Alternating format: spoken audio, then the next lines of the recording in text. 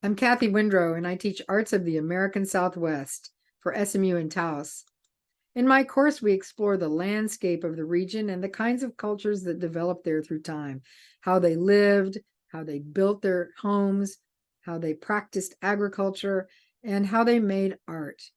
We'll discuss different forms of architecture and how they changed from region to region and period to period in history. Chaco Canyon, Mesa Verde, and also Bandelier National Monument, which we'll visit in person.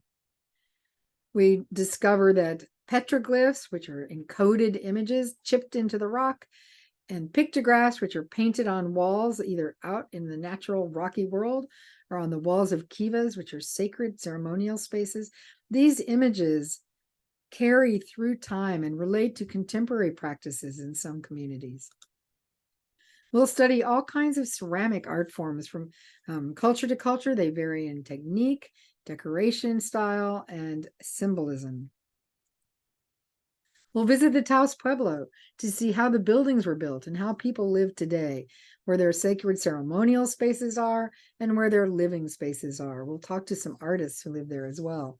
And in class, we'll see slides and movies about ceremonial performances, the religious practices, the people who live in Pueblo communities today, and how those connect to ceremonies of the past. We talk about Apache basket making and ritual dances, about Hopi and Zuni jewelry making, silversmithing, and jewelry making. We talk about Navajo sand paintings and Navajo architecture and Hopi Katsina figures like the two you see on the top right. Weaving plays an important role in the history of the Southwest, and we'll discuss the differences between Navajo, Hopi, and Spanish weaving traditions, how the looms vary or are similar, whether the men or the women or whole families were the weavers, and what materials were used, and how those things change through time. When we visit Taos Pueblo, we'll talk not only about the historic Pueblo architecture, but also about the Spanish Catholic Mission Church there, the Church of San Geronimo, which you see in the row of top photographs. And we'll visit the Church of San Francisco de Asís, which is near the Taos campus. We'll talk about the architecture, the altarpieces that are inside, and how this was like a fortified church to protect the people who worshiped in this area. We'll do a field trip to Chimayo, which is a beautiful place, to see the Santuario de Chimayo, which is a pilgrimage site. Thousands and thousands of people go to this place during the week before Easter, Holy Week. And they also go there to make votive offerings in honor of people and their family or their friends, either who have died or who are ill. They pray for their delivery or healing. And they also collect healing dirt, or dirt that's believed to be healing, from this small pit in an adjoining chapel. We'll talk about the history of Spanish Catholic religious art in the New World, especially in the Southwest. We'll talk about altarpieces, the large-scale painted wooden constructions.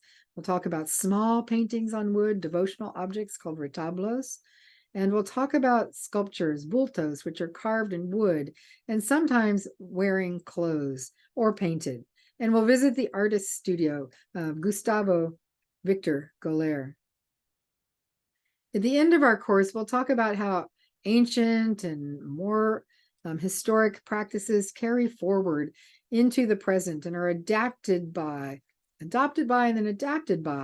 contemporary artists in innovative ways: architecture, ceramics, sculptures, jewelry, and weaving.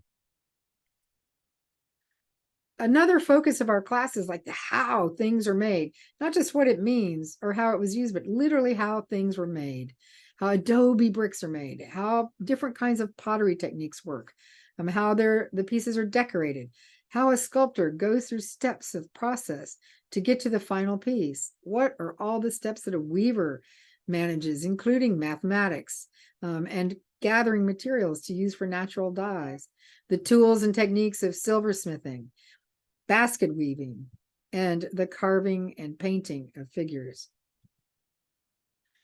One of the greatest things about our class is that we really focus on seeing everything carefully and learning actively. So we talk to people, we hang around with them, and we find out what their stories are. We have artists show us how they work and where they live. We go to museums and galleries and archaeological sites as well as churches. And we do hands-on projects, not because I expect to make you artists, but by doing these projects, you have a better understanding of the works that we study in our class and probably a lot more respect for what those artists achieved. Really important in my class is that we have individual projects as well as group projects. And those group projects really build our community of students. They're also a lot of fun, as you can probably tell by the groups of students in the top 3 photos. More important than anything is the spirit and the magic that is brought to my class by the students themselves. They immerse themselves in the culture of the region.